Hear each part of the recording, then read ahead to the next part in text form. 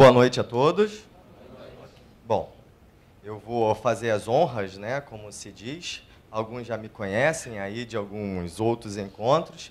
E hoje a proposta é nós falarmos dos estoques, ok? E vamos falar de estoque à luz do CPC, que são os pronunciamentos contábeis, né? Introdução dos IFRS no Brasil, ok? E vamos tentar conversar um pouquinho também do impacto desses IFRS sobre a parte fiscal. Vamos ver o que vocês têm aí descoberto da 12973, a questão das subcontas, né? Aqueles termozinhos, ajuste a valor presente, custo de ociosidade. Tem várias coisas que não são muitas, porque, felizmente, os estoques foram um dos poucos, teve, né, um assunto que teve poucos impactos assim, dos estoques, propriamente dito, sobre o IFRS.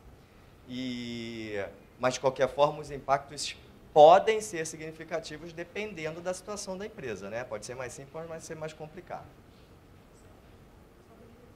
Isso, eu botei ali, ó. Obrigado. Então, quem é o professor Marcelo Grifo? Né? Eu sou contador, sou pós-graduado em finanças, eu tenho mestrado em contabilidade, eu tenho certificação internacional em IFRS, ok? Trabalhei em banco durante muito tempo, então todas as operações bancárias de mercado financeiro eu trabalhei com isso. Depois fui para a auditoria, trabalhei na época, né, as chamadas Big Four, que agora são na verdade, eram as Five, né, agora são as Big Four, né, da Deloitte. Depois disso, eu fui ser controle num grande grupo de laboratórios no Rio de Janeiro.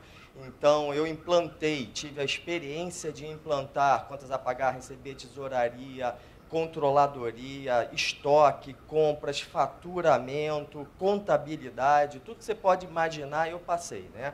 Então, toda aquela rotina de fechamento, de pré-fechamento, de informação, eu passei por isso na controladoria. E aí depois eu fui trabalhar na Petrobras, na análise de desempenho, e hoje eu trabalho no BNDES como analista de crédito. Então, tudo que a gente falar aqui, na verdade, a gente também olha no dia a dia, no produto final, já na evidenciação das informações, nos demonstrativos contábeis que as empresas mandam para a gente.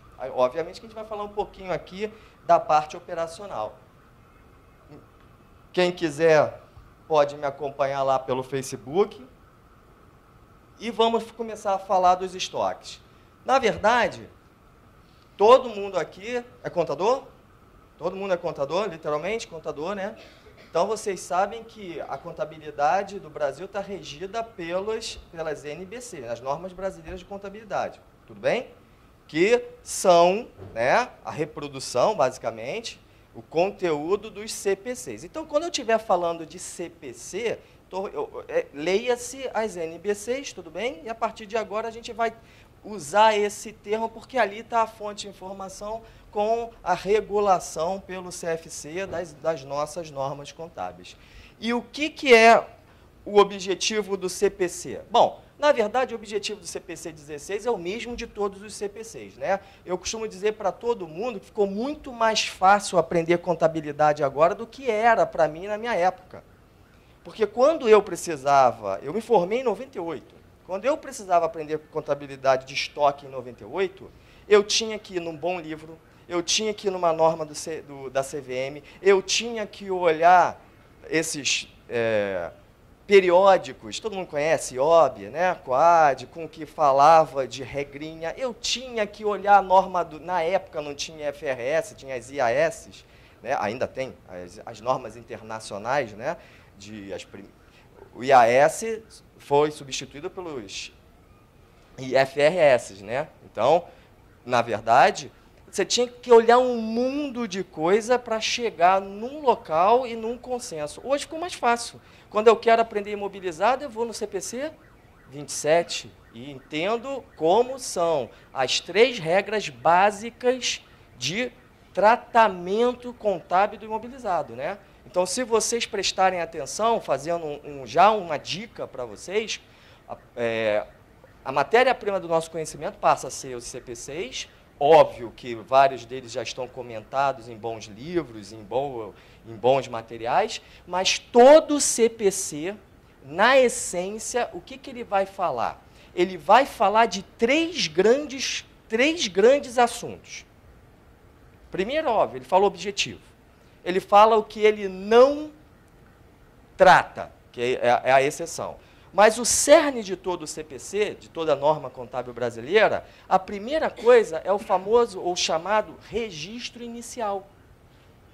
Qual é o registro inicial daquele assunto? Nosso assunto hoje é estoque. Então, quando eu começo a ler o CPC 16, eu tenho toda uma parte, normalmente a primeira, que fala sobre o registro inicial dos estoques.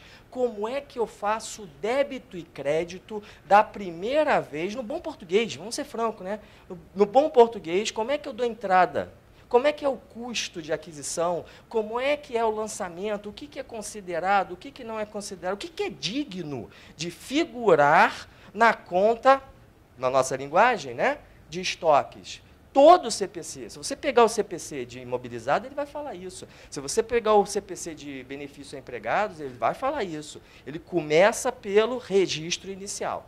Na sequência, você lê, vai lendo, e você entra nas explicações para mensuração subsequente, que é o que a gente faz. Depois que eu costumo brincar com os alunos, né? A gente dá entrada na nota fiscal, dá entrada no estoque. Aquele valor fica ali eternamente daquele jeito? Não, né? O estoque é consumido, ele fecha o mês e eu tenho que dar tratamento naquele valor. Esse processo que nós fazemos diariamente, ou mensalmente, periodicamente, é chamado de mensuração subsequente. E todo o CPC, obviamente que o 16, também tem um bloco de explicações sobre a mensuração subsequente, ok? Na sequência, obviamente, que a gente faz contabilidade para produzir as peças contábeis, para produzir informação, não é verdade? Aí, todo o CPC, ele fala da evidenciação. Quais são os requisitos que têm que estar explicados, têm que estar explícitos numa nota explicativa de todos os itens, quaisquer que seja. Então, quando eu pego o CPC 01 de impairment, o 02 de taxa de câmbio, o 16 de estoque, o 27 de imobilizado, o 18 de controlar na conjunto, quando eu pego todos os CPCs, ele, chancelado pelas normas, vai me dizer que quando eu fiz débito e crédito o mês inteiro, e chegou a hora de fechar as peças contábeis, o que eu tenho que divulgar? Quais são as informações? Quem já leu uma nota explicativa aqui bem elaborada, sabe que toda nota explicativa tem o texto, tem quadrinhos, né, de movimentação, adição, saldo inicial, entradas, baixas, não é verdade? O tipo de conta que está lá dentro, ou seja, se você tem isso em mente, fica muito mais fácil, porque ler CPC não é fácil. Alguém já tentou aqui? Tem um contabilês novo, tem terminologias novas, mas falta para muitos de vocês essa lógica da estrutura. Ficou mais claro agora? Como é que você vai encontrar? É óbvio que um CPC varia para outro, quando a gente fala de depreciação, no imobilizado, tem umas mudanças, mas a regra geral sempre vai ser isso. Registro inicial, mensuração subsequente e evidenciação. Tudo bem?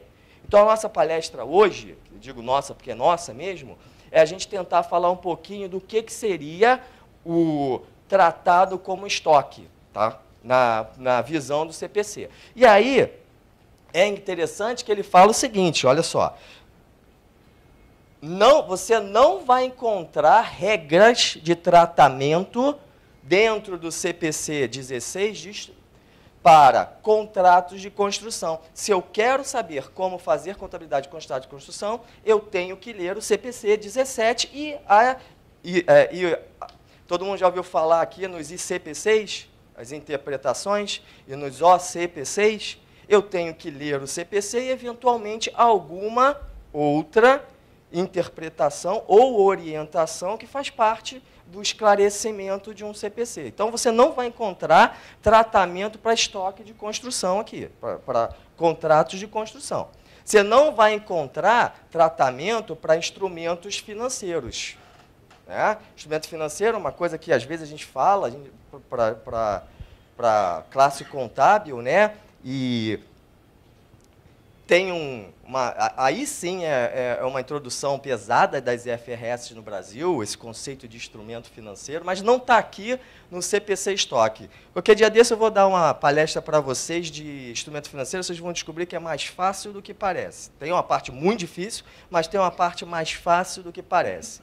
Embora seja um dos CPCs mais difíceis, de fato, seja uma das normas mais difíceis.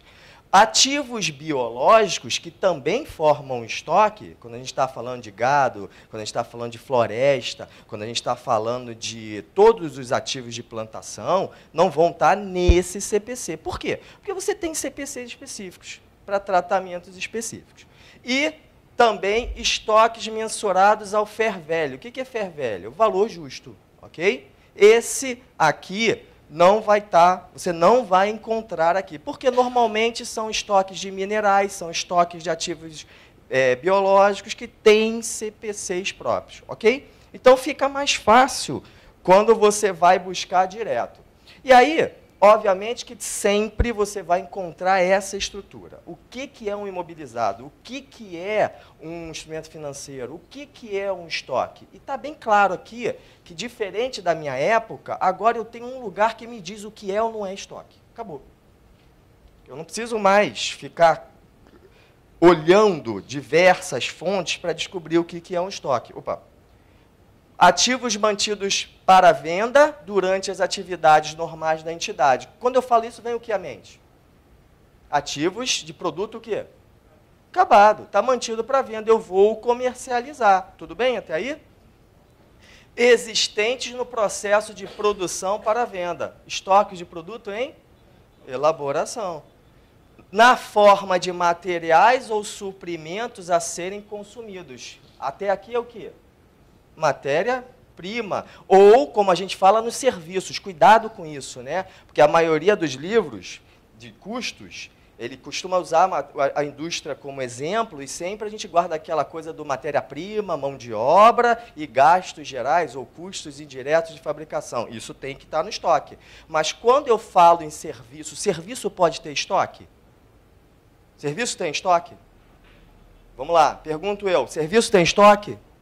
Ué, você já imaginou entrar num hospital e não encontrar gaze, esparadrapo, chapa de raio-x, corante? Tem ou não tem, pessoal, estoque? Entra num hospital de grande porte e você vai descobrir que a conta de estoque é significativa. Às vezes é maior do que imobilizado, porque o prédio é alugado, mas o estoque é próprio. Eu não preciso disso para prestar o serviço? Preciso ou não preciso?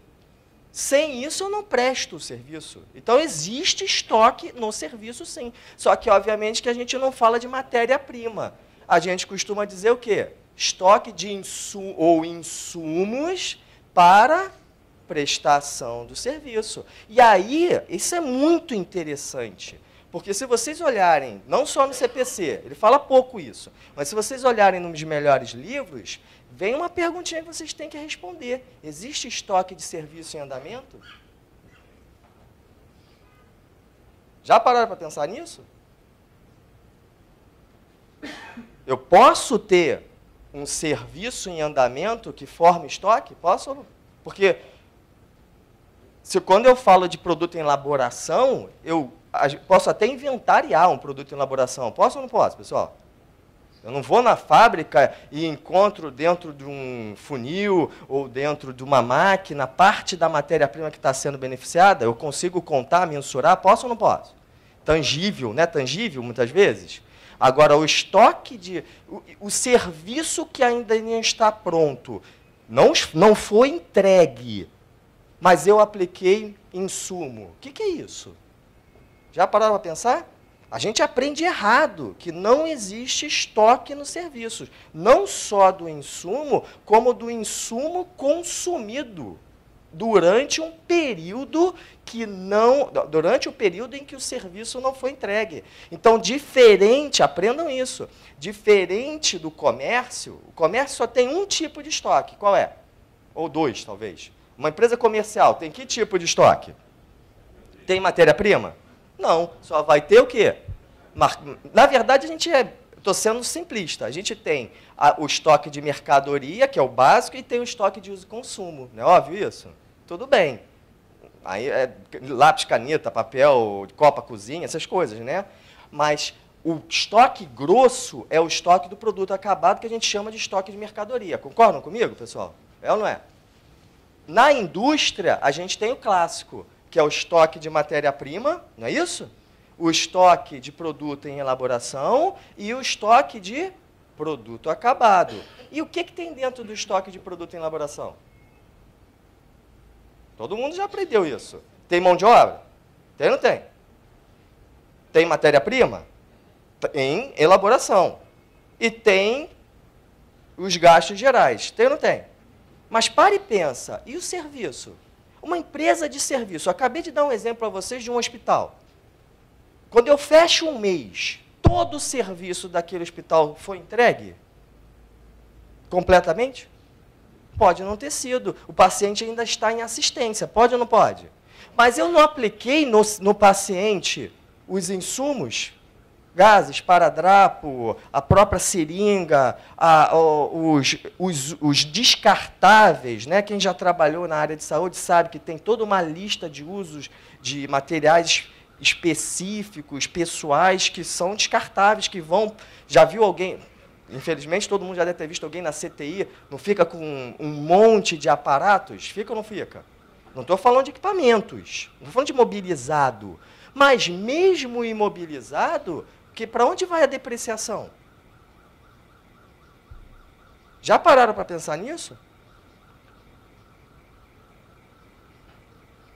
Então, isso é extremamente, como vou dizer, interessante, quando você parar para pensar que muitas empresas de serviço deveriam ter contabilizado os seus estoques, mas não o têm porque acreditam, aprenderam errado, que não existe serviços de estoque, entre aspas, de serviço em andamento. Em inglês, a gente aprende que é o famoso work in progress, né? O estoque de serviço em andamento. Ok?